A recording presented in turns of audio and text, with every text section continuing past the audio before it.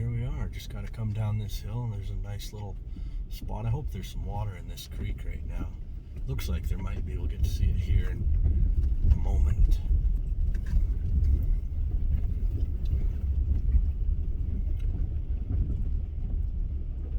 Ah, yes, there is water in the creek.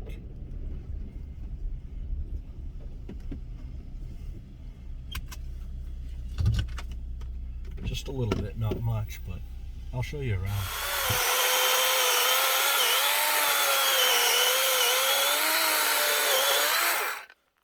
Cuts pretty well for a battery chainsaw. Yeah, I would say. Not too bad. Extra battery for it.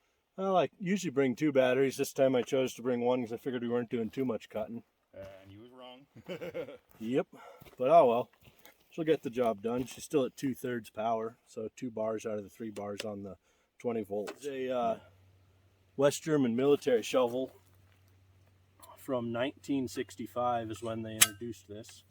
It's really nice because you have your shovel blade and you have your pickaxe, and you can set it up something like this. Makes it a lot easier for digging, especially when you have ground that's full of rocks and stuff. And now we're going to dig a little fire ring here, have a little fire, cook some food, do some fun stuff like that.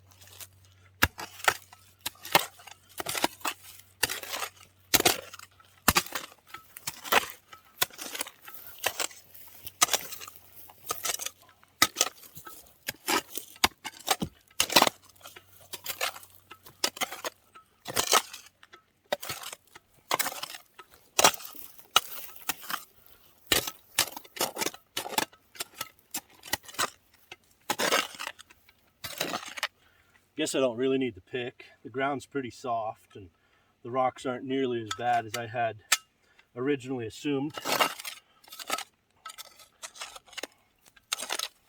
So what I like to do for fire pits is dig a little hole about 6 inches deep, and then you have this nice pile of dirt here.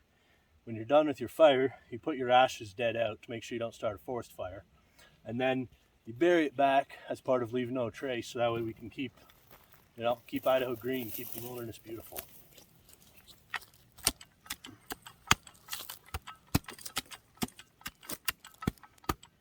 So a favorite way that I like to cook bratwurst is the traditional method, which is just set the cast iron pan on the stove, put a little butter in it, get that butter melting, make sure the pan's nice and hot when you put it in so you get a good sear mark on the brats. That's what really makes the brats taste even better, is when you have a nice golden layer on the outside and it's nice and crisp. Probably going to want to move the butter around in that pan a little bit. Yeah, I failed to make myself a little stick as a spatula. So, here's a little stick. Little stick covered in dirt. Little stick covered in dirt. Adds flavor right there. This is how you make your food more flavorful, is incorporating natural elements into your cooking. So we make a little spatula, and then we get this little piece out of there because we don't need that much flavor. Ah, you hear that sizzle? That's how you know she's ready to go. Now we get our bratwurst. We have some beer flavored bratwurst, and Winco does not sponsor this channel as of yet. Maybe someday they will. Should I put 2 or 3 in here, you think?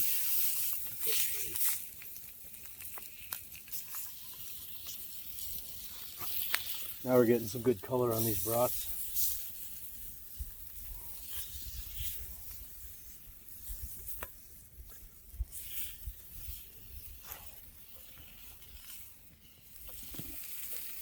So because the pan's a little hot, we pull it off and we just let it sit. Because they're beautifully colored on the outside, but on the inside they're still a little raw. So you just pull it off the heat, let it sit off to the side of the fire, and finish cooking. And that is the beauty of cast iron.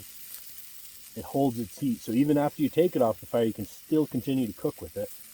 What else I was going to show you is made these plates. They're about 1/2 inch thick, just a little less than a thumb width. Because I cut these with a chainsaw, they have all these nice chainsaw burrs because the chainsaw doesn't really do that great of a cut. And so what I'm going to do is I'm going to clean up these edges, and so that way we have plates to eat our food on tonight. So you just go around the perimeter and just take the burrs off and tidy it up a little bit. It doesn't have to be perfect by any stretch of the imagination, but you know, it's nice to not get poked in the hand while you're holding your plate. So we just go along through here and clean them up.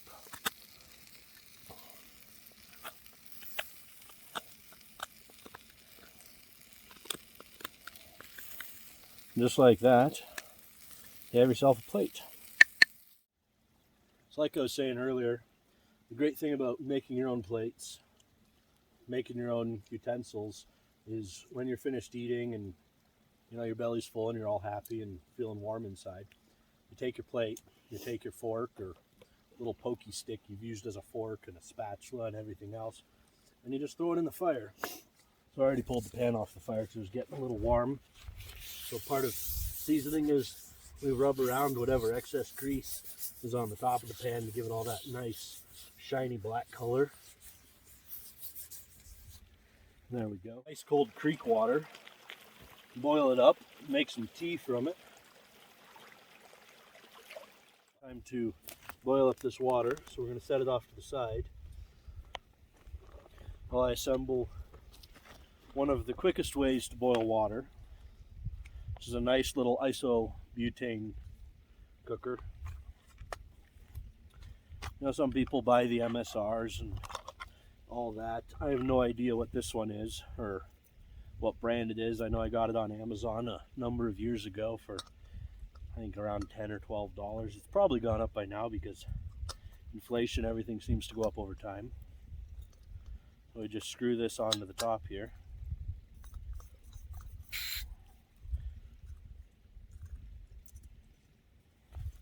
Then you want to find a decently level piece of ground, which is often hard to do.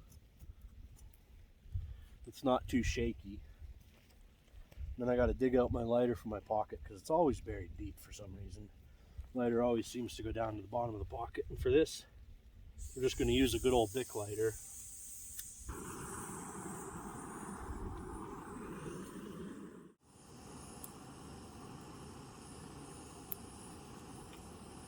A nice full rolling boil. And we want to do that for about a minute or so. And it's already been boiling for probably 30-40 seconds, but I'm going to turn it down a little bit just so that way we don't have a boiling over incident. It's not fun to have water boiling over when you're close by to it. So it's turned down just a little bit. We'll just let that boil for another 30 seconds or so. And then we'll put the tea in it.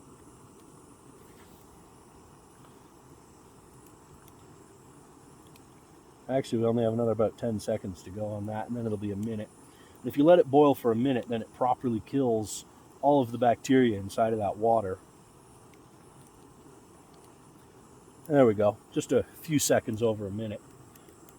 So we turn this thing off.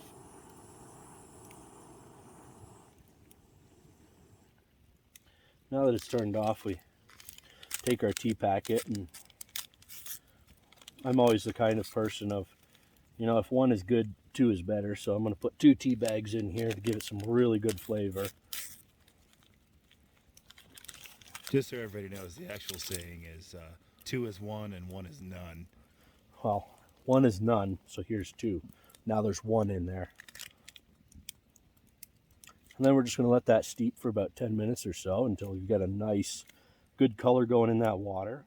Well, I think tea is done. Yours, absolutely. The tea bags have even changed color, which that's a good indicator that it almost looks like coffee in there. It's pretty dark. Yeah, I always forget how dark Earl Grey is. Absolutely delicious, though. Still a tad warm. I'll let it cool down for another few minutes. Fun adventure. This tea is delicious. I'm going to put the fire out now, and we're going to pack up and be on our way. So, pretty easy. Just want to make sure the fire's dead out first.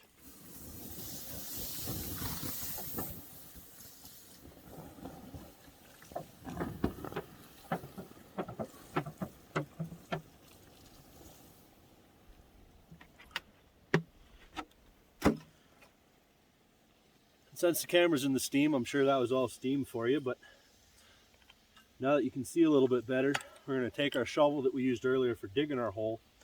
We're just going to cover the hole back up, bury all these wet ashes now, scrape the dirt back over top, and that's part of Leave No Trace camping. And